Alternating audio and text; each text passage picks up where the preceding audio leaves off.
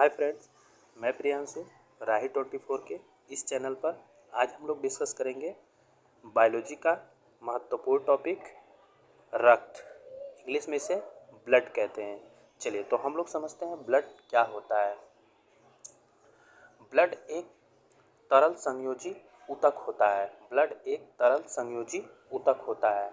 अच्छा, ब्लड हमारा क्या होता है? एक तरल संयोजी ऊतक होता है।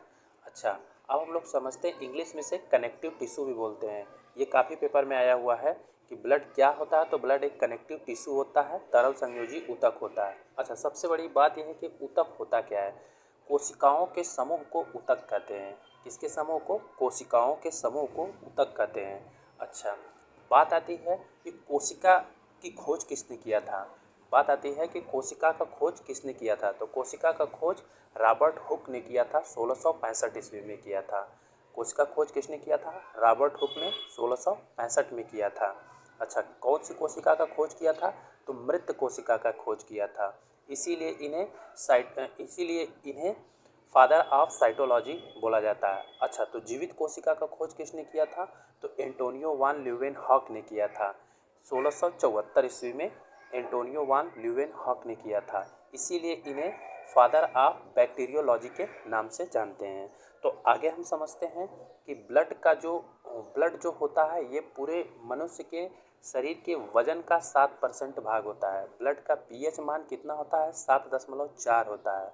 ब्लड एक मेल पुरुष में कितना होता है? तो 6 लीटर होता है। फीमेल में कितना होता है? तो फीमेल में आधा लीटर कम होता है।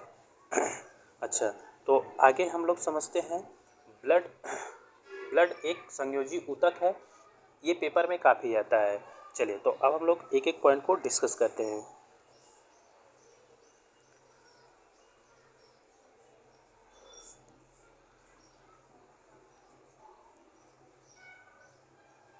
चलिए तो हम लोग देखते हैं ब्लड एक प्राकृतिक कोलाइड होता है।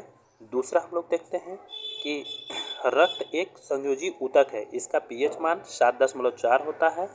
स्वस्थ मानव में 5.5 लीटर रक्त अर्थात उसके कुल भार का 7.7% होता है। आगे हम लोग देखते हैं महिला में पुरुष की अपेक्षा आधा लीटर कम ब्लड होता है, जो मैंने अभी डिस्कस किया। रक्त शरीर में गैसों, ऑक्सीजन, पोषक पदार्थ, हार्मोन्स, अपशिष्ट पदार्थ आदि के संचरण के लिए माध्यम उपलब्ध करवाता है। आगे हम लोग देखते हैं रक्त का निर्माण कुल भ्रूण बच्चा अवस्था में मेसोडर्म में होता है। हम पूछते हैं कि ब्लड का निर्माण भ्रूण अवस्था में कहाँ पर होता है? तो मेसोडर्म में होता है। आगे हम लोग देखते हैं वयस्क मानव में रक्त का निर्माण अस्थि मज्जा में होता है। रक्त प्लीहा या तिल्ली स्प्लीन में जमा रहता है, अर्थात स्प्लीन को ही ब्लड बैंक कहा जाता है। काफ़ी इंपॉर्टेंट पॉइंट है कि ब्लड बैंक किसे कहा जाता है? तो स्प्लीन को, और स्प्लीन को हिंदी में बोला जाता है तिल्ली।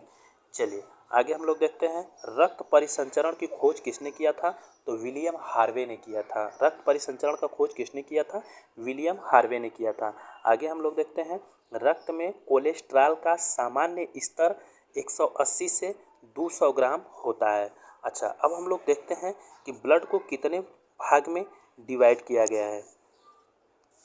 ब्लड को 2 भागों में डिवाइड किया गया है। एक होता है हमारा प्लाज्मा, दूसरा होता है ब्लड कार्पल्स। अच्छा, हम लोग ये देखते हैं कि प्लाज्मा में जो होता है कितना परसेंट होती है, ब्लड में प्लाज्मा का कितना परसेंट भाग होता है? तो 55 से 60%। और दूसरा में ब्लड कार्पल्स को हिंदी में रुधिराणु बोलते हैं, और इसका 40 से 45% होता है। अच्छा, तो अब हम लोग पढ़ते हैं ब्लड कार्पल्स। ब्लड कार्पल्स को कितने कैटेगराइज में डिवाइड किया गया है? 3 पार्ट में से बांटा गया है। RBC, WBC, platelet.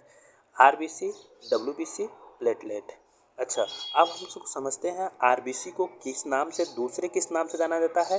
तो एरिथ्रोसाइट, दूसरा ल्यूकोसाइट। डब्ल्यूबीसी को ल्यूकोसाइट, प्लेटलेट्स को थ्रोम्बोसाइट। अच्छा, आरबीसी का पूरा नाम क्या होता है? रेड ब्लड कार्पल्स, लाल रक्त कणिकाएं। और दूसरा हमारा होता है डब्ल्यूबीसी को श्वेत रक्त कणिकाएं कहते हैं। और प्लेटलेट्स को प्लेटलेट्स का नाम थ्रोम्बोसाइट है। चलिए अब हम लोग आगे डिस्कस करते हैं इसके। प्लाज्मा, हम लोग देखते हैं प्लाज्मा क्या होता है। प्लाज्मा के बारे में हम लोग समझते हैं। यह रक्त का महत्वपूर्ण भाग होता है। प्लाज्मा ब्लड का महत्वपूर्ण भाग होता है।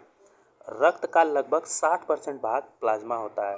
ब्लड का लगभग 60% भाग 60% भाग प्लाज्मा होता है। इसका 90% भाग जल होता है और 10% भाग में प्रोटीन कार्बोहाइड्रेट्स होते हैं। आगे हम लोग देखते हैं प्लाज्मा में पाए जाने वाला प्रोटीन फाइब्रोनोजिन तथा प्रोथ्रोम्बिन्स होता है। यह दोनों प्रोटीन रक्त को थक्का जमने में मदद करता है। बहुत इंपॉर्टेंट क्वेश्चन ये है कि आपसे पूछा जाता है कि प्लाज्मा में पाए जाने वाले प्रोटीन कौन कौन से पाए जाते हैं, तो फाइब्रिनोजिन और प्रोथ्रोम्बिन है। और ये दोनों प्रोटीन्स जो होते हैं ब्लड को जमने में मदद करते हैं। अच्छा, अब हम लोग आगे समझते हैं कि सीरम क्या होता है। आगे हम लोग समझते हैं सीरम। ये सीरम क्या होता है। जब रक्त प्लाज्मा में से, जब ब्लड में ही प्लाज्मा होती है और प्लाज्मा में से जब फाइब्रिनोजिन नामक प्रोटीन को निकाल लेते हैं तो शेष बचा हुआ भाग ही सीरम कहलाता है।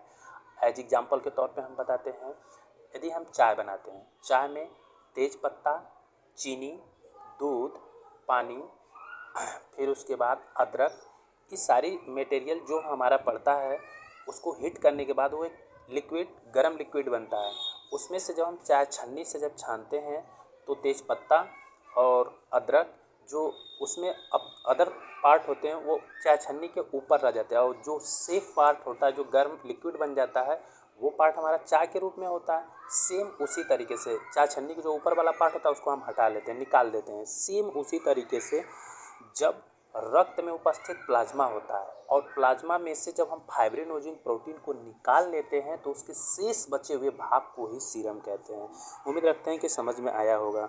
आगे हम लोग समझते हैं इस सीरम का रंग कैसा होता है। तो इस सीरम का रंग हल्का पीला होता है। अच्छा, अब हम लोग समझते हैं जो हमें फीवर हो जाता है, टाइफाइड हो जाता है, फिर जो भी हमें बीमारियां होती हैं उसकी जांच करने के लिए हम किसका यूज करते हैं, तो सीरम का ही यूज किया जाता है। तो आपसे पेपर में क्वेश्चन ये बनता है कि सीरम का रंग कैसा होता है, पीले रंग का होता है। आपसे क्वेश्चन में ये बनता है कि जांच किसकी, ब्लड के किस पार्ट की जाती है, तो सीरम से ही, सीरम के पार्ट से ही बीमारियों की जांच की जाती है। आगे हम लोग समझते हैं रुधिराणु, कार्पल। यह रक्त का कणिका भाग होता है। जो कार्पल्स होता है ये कणिका भाग होता है ब्लड का। इसे 3 पार्ट में डिवाइड करके हम लोग पढ़ते हैं। अच्छा, 3 पार्ट कौन कौन से हैं, आरबीसी, डब्ल्यूबीसी, प्लेटलेट्स। तो सबसे पहला पार्ट को हम लोग पढ़ते हैं आरबीसी। आरबीसी क्या होता है इसके बारे में हम लोग समझते हैं। इसका पूरा नाम होता है रेड ब्लड कार्पल्स, हिंदी में बोलते हैं लाल रक्त कणिकाएँ। यहाँ तक समझ में आया।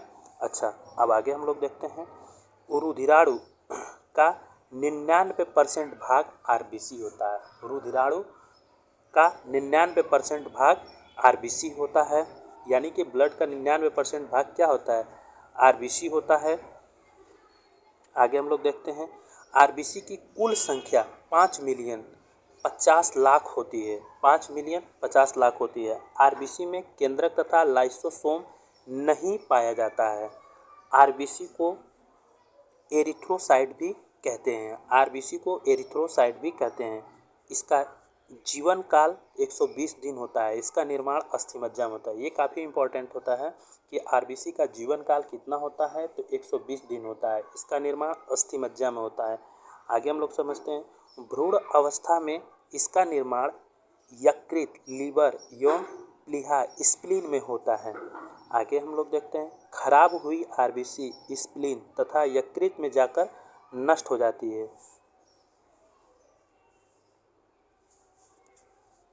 चलिए आगे हम लोग देखते हैं कि आरबीसी को, स्प्लीन को आरबीसी का कब्र या ग्रेव यार्ड भी कहते हैं। आरबीसी का आकार गोल होता है। इसका मुख्य कार्य ऑक्सीजन तथा कार्बन डाइऑक्साइड का परिवहन करता है। आगे हम लोग देखते हैं आरबीसी में हीमोग्लोबिन पाया जाता है और हीमोग्लोबिन के कारण ही रक्त का रंग लाल होता है। पेपर में बहुत बार पूछा गया है कि आरबीसी का रंग लाल होता है किसके कारण होता है, तो हीमोग्लोबिन के कारण होता है। किसके कारण होता है? हीमोग्लोबिन के कारण होता है। अच्छा, हीमोग्लोबिन में लोहा आयरन पाया जाता है। हीमोग्लोबिन में क्या पाया जाता है? लोहा अर्थात आयरन। अच्छा, आयरन सबसे ज़्यादा किस में पाया जाता है? तो आयरन सबसे ज़्यादा पालक में पाई जाती है। अच्छा, आयरन सबसे ज़्यादा पालक में पाई जाती है। तो आपसे एक क्वेश्चन ये भी बन सकता है, तो प्रोटीन सबसे ज़्यादा किस में पाई जाती है? तो प्रोटीन आपका सोयाबीन में पाई जाती है। प्रोटीन सबसे ज़्यादा किस में पाई जाती है? सोयाबीन में। आपसे ये भी क्वेश्चन पूछा जा सकता है कि सोयाबीन सबसे ज़्यादा कहाँ पर भारत के किस स्टेट में पाया जाता है? तो मध्य प्रदेश में कहा पाया जाता है। मध्य प्रदेश को ही टाइगर टाइगर स्टेट बोलते हैं। वहाँ पे टाइगरों की संख्या सबसे ज़्यादा है। अच्छा, आगे हम लोग देखते हैं हीमोग्लोबिन ऑक्सीजन तथा कार्बन डाइऑक्साइड का परिवहन करता है। हीमोग्लोबिन ऑक्सीजन तथा कार्बन डाइऑक्साइड का परिवहन करता है।